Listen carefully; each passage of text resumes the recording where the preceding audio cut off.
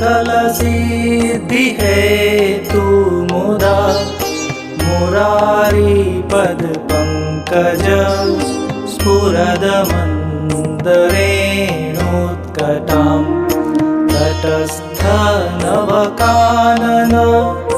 प्रकटमोदपुष्पाम्बुना